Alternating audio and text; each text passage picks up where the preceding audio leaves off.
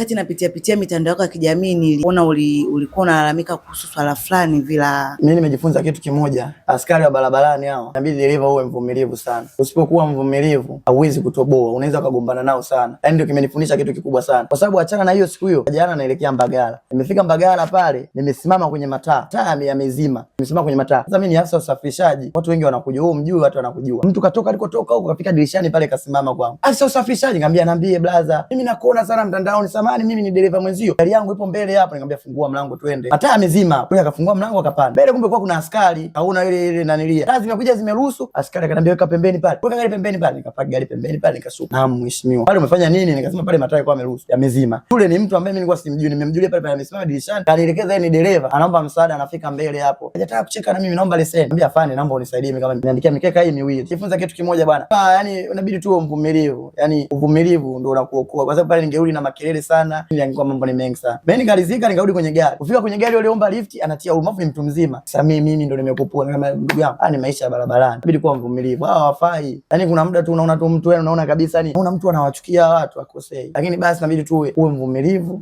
Basi